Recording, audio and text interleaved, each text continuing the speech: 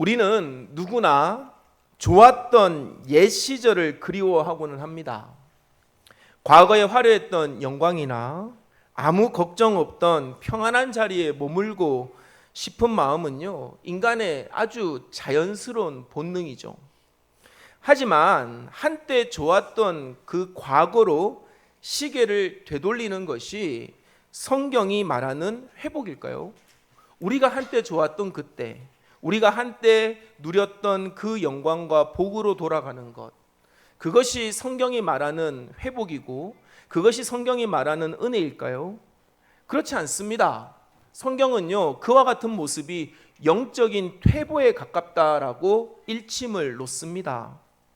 왜 그럴까요? 하나님의 역사는 계속해서 앞으로 전진해 나가고 있는데 우리의 시선이 여전히 과거에만 멈춰져 있으면 우리는 점점 하나님과 멀어지게 되는 것입니다.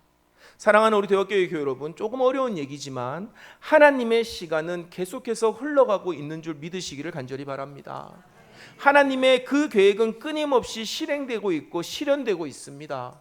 우리가 그 계획과 그 하나님의 섭리에 함께 발맞추어 나가는 것이 우리의 신앙의 회복이 일어나게 되는 것이고 우리의 삶의 복이 이루어지게 된다는 사실을 믿으시기를 주의 이름으로 간절히 축원합니다. 오늘 본문 속 제자들을 봅시다. 이들은요, 잘못된 회복을 꿈꿨습니다. 부활하신 예수님을 만나자 그들은요, 잔뜩 기대에 부풀었어요. 십자가에서 예수님이 무기력하게 그 숨을 거두었을 때 뿔뿔이 흩어졌던 제자들인데 그 예수님이 부활하셔서 제자들 앞에 나타나게 되자 제자들은요, 한껏 고무되어서 이렇게 6절에서 묻고 있습니다. 우리 6절의 말씀 한번 같이 읽어볼까요? 사도행전 1장 6절의 말씀 함께 읽습니다. 시작. 그들이 모였을 때에 예수께 여쭈어 이르되 주께서 이스라엘 나라를 회복하심이 이때이니까 하니. 아멘. 여러분 6절에 보면 회복하심이 어느 때가 아니라 이때입니까? 라고 묻고 있어요. 제자들이 기대한 회복이 무엇일까요? 제자들이 기대한 회복은 과거 다윗의 왕 시절, 다윗 왕 시절의 정치적, 군사적 영광이었습니다. 이스라엘이 가장 번성했던 그 시기, 가장 군사적으로나 정치적으로 번성했던 그 시기로의 회복을 꿈꾸고 있었던 것이에요. 여러분, 그것이 무엇을 의미하는 것입니까? 지금 이스라엘을 압제하고 있는 로마 제국을 몰아낼 때입니까? 이제 우리가 그들을 쫓아내고 진정한 예수 그리스도가 왕이 되셔서 이 땅을 통치하시는 날이 지금입니까? 라고 묻고 있는 것입니다. 여러분, 제자들 참 어리석지 않습니까? 죽음을 이기시고 하나님 나라로 향하는 그 미래로 길을 여신 예수님 앞에 제자들은 여전히 과거의 다윗의 영광에 갇혀 있다는 것입니다. 사랑하는 우리 대화교회 여러분, 우리 대화교회는 100년이라고 하는 유구한 여러분 정통을 가지고 있습니다. 한때 우리 대화교회는 여러분 전국에서 다 알아주는 교회였습니다. 그렇죠? 지금도 어른 목사님들한테 제가 저는 대화교회 목사입니다라고 하면 깜짝 놀랍니다. 어떻게 너같이 젊은 사람이 그렇게 큰 교회 담임이 되고 있냐고. 그래 물어요. 한때는 여러분 대단한 교회였습니다. 지금도 대단하지만 그때는 규모 면에서나 여러 가지 모양으로 대단한 교회였어요. 그런데 여러분, 여전히 우리가 거기에만 갇혀 있으면 우리는요, 한 발짝도 나가지 못합니다. 시대는 변하고 있습니다. 복음은 끊임없이 우리에게 변화를 촉구하고 있습니다. 그런데 우리가 이 대화라는 지역에 갇혀서 우리가 이 대화라고 하는 이 지역과 이 문화와 우리의 이 풍습에 젖어서 그 변화를 두려워하고 복음 앞에 나아가기를 주저하게 되면 우리는요, 회복이 아니라 퇴보를 경험하게 된다는 것입니다. 사랑하는 우리 대화교회 교회 여러분, 오늘 저와 여러분이 하나님의 말씀에 순종하여 담대히 하나님과 더불어 하나님의 계획을 이루어 나가는 주의 공동체가 되기를 주의 이름으로 간절히 축원합니다. 그래서 우리는 여러분 국내 선교를 꿈꾸기 시작했습니다. 이제 우리는 한 교회 한 교회씩 그들을 선교해 나가며 우리 대화교회의 선교적인 역량을 키워나갈 것입니다. 아이들이 해외 선교를 나갔습니다. 어른들이 나가게 될 것입니다. 국내 선교를 갈 것입니다. 그곳에서 우리가 해야 할 일이 무엇인지를 능동적으로 찾아갈 것입니다. 우리만 잘 되는 교회가 아니라 우리로 말미암아 모두가 잘 되는 그런 하나님의 나라를 꿈꾸는 우리 교회가 되기를 주의 이름으로 간절히 축원합니다.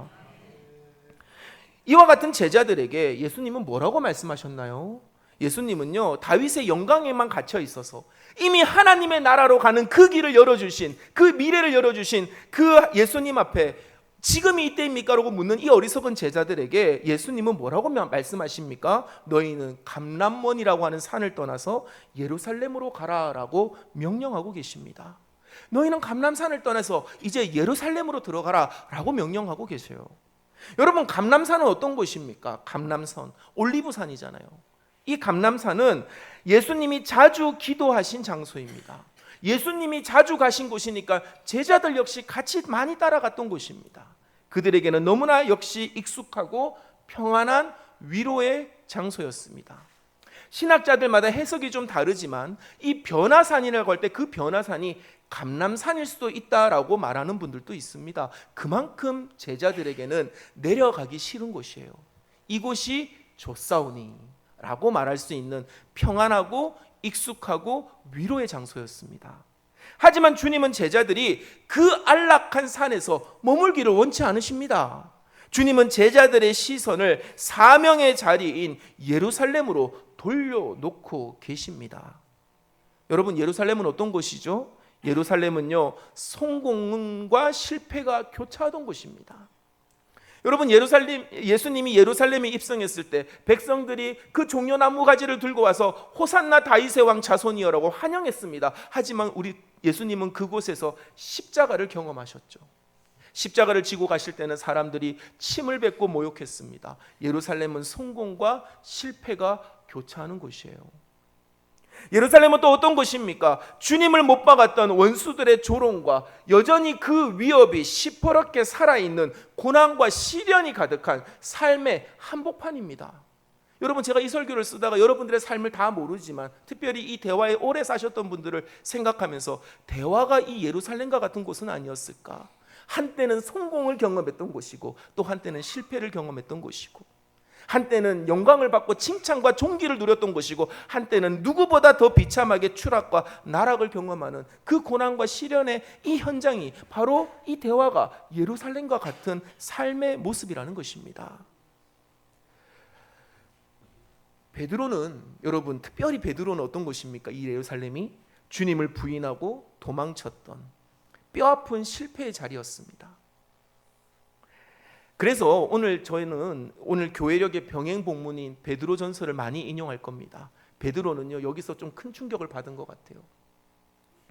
그런데 왜 주님은 제자들에게 편안하고 익숙한 감람산을 떠나서 치열한 그 삶의 한복판인 예루살렘으로 가라고 명령하시는 것일까요?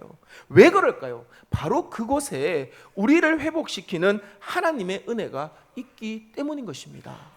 사랑하는 우리 대학교의 교회 여러분, 안락한 감람산이 우리를 회복하는 것이 아닙니다. 치열하지만 하나님의 명령이 있는 그곳, 하나님의 은혜가 기다리고 있는 그곳, 그 어떠한 고난과 시련을 통해서 극복하고 우리가 쟁취해야 될 하나님의 복이 있는 그곳, 그 자리가 하나님이 우리에게 약속하신 회복의 자리인 줄로 믿으시기를 주의 이름으로 간절히 축원합니다. 제자들이 돌아간 예루살렘은요, 여전히 복음을 미워하는 유대인들의 불과 같은 분노가 가득한 곳이었습니다. 여러분, 이 거친 현장에 들어갔던 사도 베드로는요, 이후에 같은 모양으로 복음으로 인해 박해를 받는 그 그리스도인들을 향해서 권면하는데, 베드로전서 4장 12절의 말씀을 우리 한번 같이 봅시다. 제가 준비했거든요. 우리 함께 읽겠습니다. 시작. 사랑하는 자들아, 너희를 연단하려고 오는 불시험을 이상한 일 당하는 것 같이 이상히 여기지 말고. 아멘. 이렇게 말했어요. 여기서 말하는 불시험이라고 하는 것은요, 은금을 재련할 때 사용하는 아주 뜨거운 풀무불을 뜻하는 것입니다. 여러분, 이 불은 어떤 불입니까? 우리를 태워 없애버리려고 하는 그 사탄의 불이 아닙니다. 악마의 불이 아닙니다. 우리 내면의 찌꺼기를 녹여내고 순금 같은 신앙의 인격으로 빚어내기 위한 하나님의 계획이 있는 연단인 것입니다. 여러분, 우리만의 예루살렘에서 마주하게 될 그 불시험은요, 당연한 것입니다. 우리가 삶의 자리에서 복음을 붙들고 그리스도인답게 살려고 몸부림칠 때 세상이 너희들 잘한다고 칭찬할 것 같습니까? 환영해 주지 않습니다. 오해를 받고요, 손해를 보는 뜨거운 불시험이 반드시 찾아옵니다. 그럴 때 많은 이들이 낙심하죠. 왜 내게 이런 고난이 오지? 라고 생각하며 이상하게 여깁니다. 믿는 사람들인데도 왜 내가 예수를 믿는데 나에게 이와 같은 시험이 찾아오지? 왜 나에게 이런 시련이 찾아오지? 왜 나에게 이런 실패를 경험하게 하지? 라고 하며 이상하게 여깁니다. 하지만 여러분, 오늘 베드로의 말대로, 베드로전서에 쓰여진 사도 베드로의 말대로 그것은 이상한 일이 아니라 당연한 것입니다. 내가 진짜 그리스도인이라는 증거이고 주님의 십자가의 길에 동참하고 있다는 영광스러운 표적임을 믿으시기를 주의 이름으로 간절히 축원합니다. 여러분, 믿으십시오. 고난이 우리를 무너뜨리지 못합니다. 오히려 우리를 더 단단하게 만들고 우리를 더 하나님의 형상으로 빚어낼 줄로 믿습니다. 이것이 우리를 단련시켜 회복해 하시는 주님의 은혜라는 것입니다.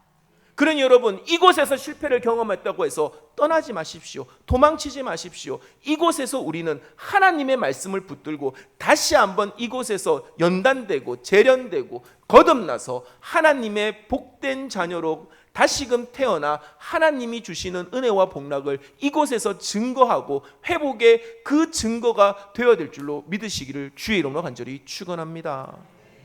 감람산에서 제자들은요, 여러분, 이스라엘이 언제 독립할지 그 시기를 물으며 조급했잖아요. 지금이 그때입니까?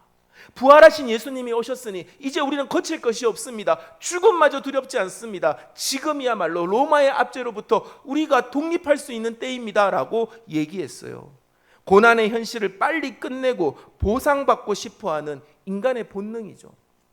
이에 대해 예수님은요, 아주 단호하게 말씀하십니다. 오늘 본문 사도행전 1장 7절의 말씀을 한번 같이 읽어봅시다. 시작. 이르시되 때와 시기는 아버지께서 자기의 권한에 두셨으니 너희가 알 바 아니요. 아멘. 여러분, 너희가 알 바 아니요. 요즘 젊은 친구들 잘 안 쓰는, 이제는 좀 안 쓰는 말인데 알바노라는 말을 씁니다. 너희가 알 바 아니다. 여러분, 이 말이요, 제자들을 무시하는 것처럼 들리죠. 그런데 이것은 제자들을 무시하는 음성이 아니라 안타까운 음성입니다. 제가 계속 얘기하죠. 부활 이후에 주님의 음성은요, 제자들을 질책하는 것이 아니라 위로하는 것이고 설명하는 것이고 주님께서 사랑으로 말씀하고 계십니다. 그러니까 이렇게 말씀하시는 거예요. 너희가 알 바가 아니다라는 말에는 무엇이 담겨져 있냐면, 언제까지 눈에 보이는 조건과 그 시기에 얽매여서 인생을 허비하느냐. 역사의 주권은 하나님께 있으니 너희는 그 염려를 버리고 너희가 할 일을 하라라는 것입니다. 후에 주님의 이 음성을 깨달은 베드로는요, 베드로전서 5장 6절에서 이렇게 고백합니다. 우리 베드로전서 5장 6절의 말씀 우리 한번 같이 읽어볼까요? 함께 읽습니다. 시작. 그러므로 하나님의 능하신 손 아래에서 겸손하라. 때가 되면 너희를 높이시리라. 한 번만 더 읽어봅시다. 시작. 그러므로 하나님의 능하신 손 아래에서 겸손하라. 때가 되면 너희를 높이시리라. 아멘. 여러분, 하나님의 능하신 손은 자기 백성을 구원하는 손길이자 교만한 자를 낮추시고 낮아진 자를 높여주시는 주권적인 통치의 손길이라는 것입니다. 그러니 주님, 지금입니까? 우리가 지금 움직이면 됩니까? 지금 우리가 성공할 수 있습니까? 그거는 지금 우리가 알 게 아닙니다. 우리는 능하신 주님의 손을 기대하며 겸손히 주의 사명을 감당하면 되는 것이에요. 그렇게 우리는 내 뜻과 내 시간을 버리고 하나님의 능하신 손 아래에서 겸손히 인내하며 주님의 명령에 순종하는 대화교회 교우들이 되시기를 주의 이름으로 간절히 축원합니다. 왜 우리가 예루살렘과 같은 현실 속에서 두려워하고 조급해 할까요? 여러분, 그것은요, 내 인생을 내가 통제하려고 하기 때문입니다. 진정한 회복은 무엇입니까? 내 뜻을 고집하고 밀어붙이는 것이 아니라 역사의 주권자이신 하나님의 손길을 신뢰하며 그분의 때를 기다리는 겸손한 인내 가운데 있는 줄 믿으시기를 주의 이름으로 간절히 축원합니다. 그러니 여러분에게 저는 목사된 자로서 오늘 이 말씀에 의지하여 권면합니다. 우리의 모든 염려를 주님의 능하신 손 위에 다 올려 놓으시기를 주의 이름으로 간절히 당부합니다. 주님께서 가장 좋은 때에, 가장 좋은 타이밍에, 가장 아름다운 방법으로 우리를 높여 주실 줄 믿습니다. 제가 첫 사역했던 곳에 장로님이 계셨습니다. 여자 장로님이 계셨고, 이분은 기도를 많이 하시는 분이었어요. 근데 그분이 기도할 때마다 늘 빠지지 않고 하는 기도가 있었습니다. 주님, 주님의 타이밍에 우리를 사용하여 주시옵소서. 내 타이밍이 아니라 주님의 때에 우리를 사용하여 주시옵소서. 그때에 우리가 쓰임 받을 수 있도록 준비되게 하여 주시옵소서. 여러분, 죄송하지만 세월이 흘러갈수록 이 말이 맞다고 생각합니다. 여러분, 우리의 때가 아니라 하나님의 손길이 움직이는 그때에 우리의 삶이 그 손길 안에 머물러 있기를 주의 이름으로 간절히 축원합니다. 인내하지 못하고 튕겨져 나가서 주님이 쓰려고 찾을 때, 거기에 찾았을 때 없는 그와 같은 어리석은 인생이 아니라 주님이 찾으시는 그때에 그 자리에 머물러 있는 저와 여러분이 되기를 주의 이름으로 간절히 축원합니다. 우리가 이 사실을 믿는다면 비로소 우리는요, 예루살렘과 같은 고난의 현장에서 오로지 함께 기도하고 함께 인내하고 굳세게 연대할 수 있습니다. 여러분, 저는 이것이 교회라고 믿습니다. 교회는 어떤 곳입니까? 고난의 현장에서 함께 기도하고 함께 인내하고 굳세게 연대하는 곳, 그곳이 바로 교회입니다. 사도행전 1장 8절을 한번 같이 읽어봅시다. 오늘 본문 1장 8절 우리 한번 같이 읽겠습니다. 시작. 오직 성령이 너희에게 임하시면 너희가 권능을 받고 예루살렘과 온 유대와 사마리아와 땅끝까지 이르러 내 증인이 되리라 하시니라. 아멘. 승천하기 직전에 예수님은요, 제자들에게 삶의 모든 자리에서 예수를 드러내라고 사명을 주셨습니다. 여러분, 이거를요 잘못 이해하신 거예요. 사도행전 1장 8절을요 우리가 예루살렘과 온 유대와 사마리아와 땅끝까지 이르러 내 증인이 되라, 우리는 저 세상 끝까지 가서 우리는 예수를 전해야 돼. 여러분, 그 말로 우리가 흔히 생각하지만 그 말도 틀린 말은 아니죠. 하지만 그거는요 너무나 겉모양만 얘기하는 것입니다.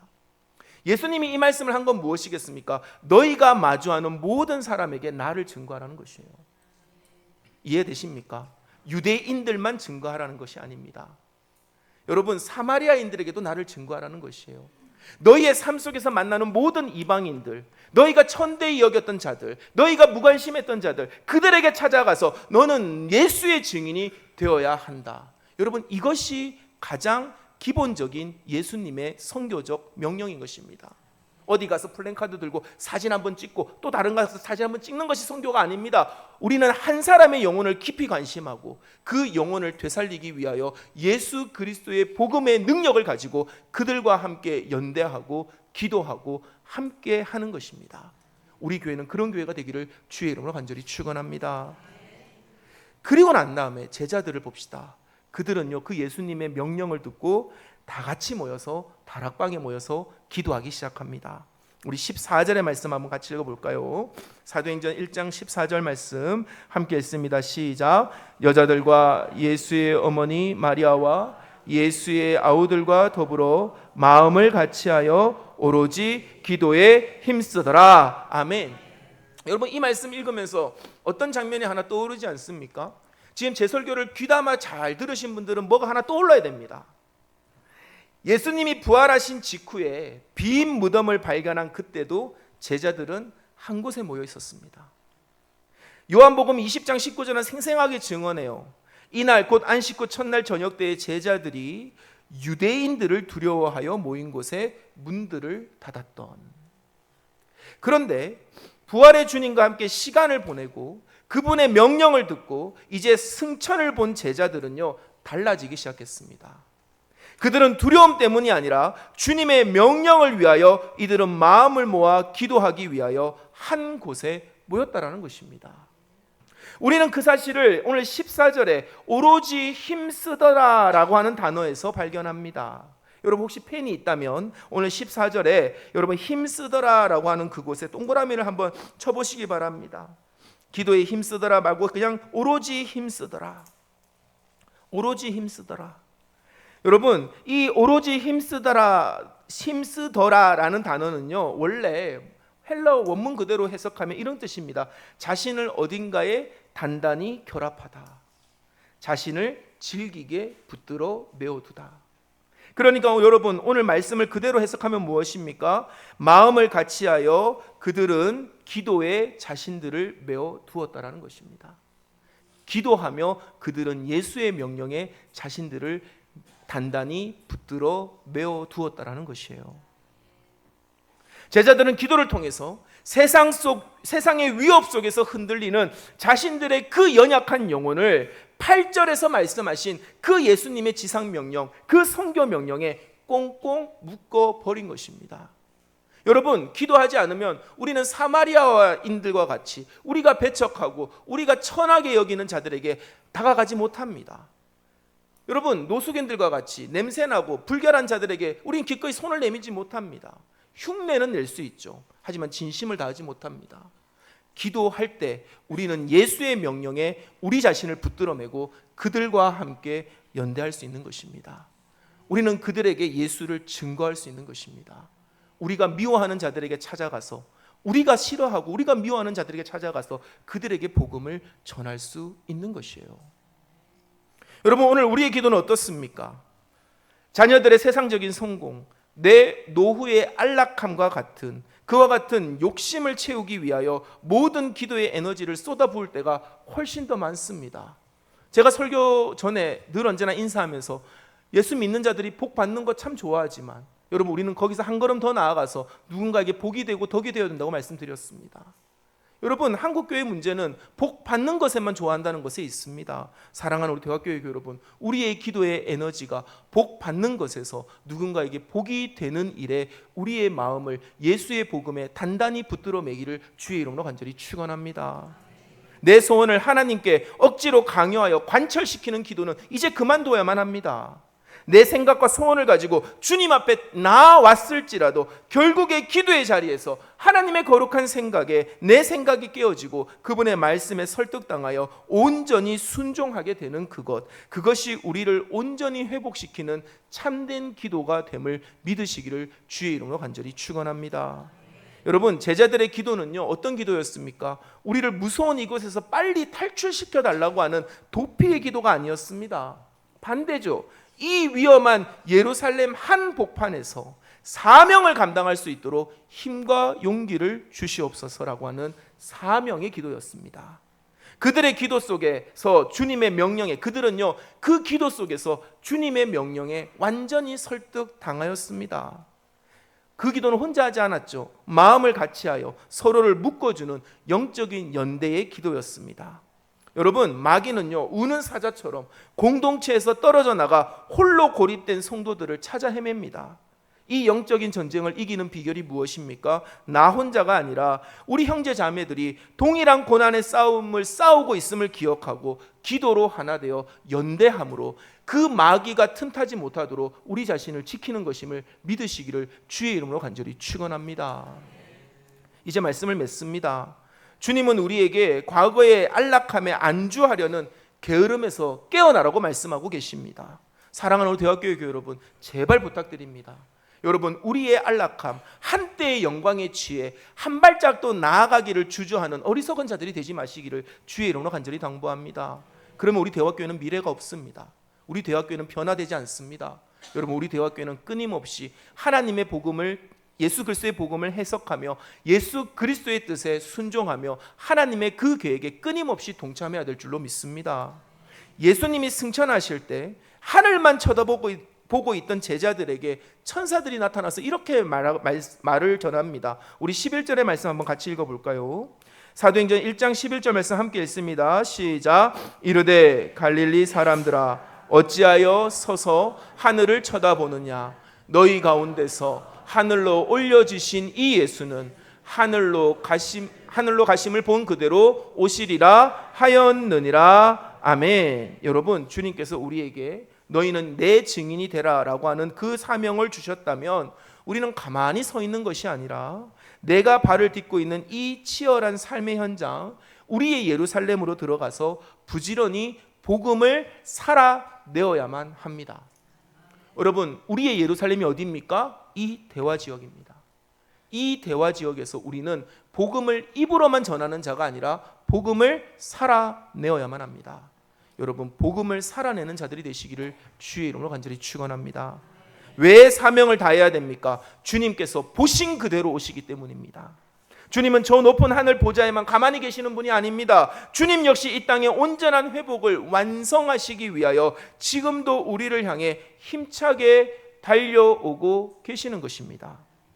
그렇기 때문에 우리가 고난 속에서도 결코 낙심하거나 멈추지 않고 달려갈 수 있는 진짜 이유는 바로 여기에 있는 것입니다. 주님이 우리를 향하여 뜨거운 열정을 가지고 달려오고 계십니다. 주님의 시간과 우리의 시간이 마침내 마주하는 그날 진짜 회복은 이루어질 줄로 믿습니다. 우리가 예루살렘에서 겪는 환난은요, 주님의 영원한 시간표 속에, 주님의 영원한 계획 속에 잠깐에 지나지 않습니다. 사도 베드로의 위대한 선언을 마음에 새기시기를 바랍니다. 여러분, 베드로전서 5장 10절의 말씀입니다.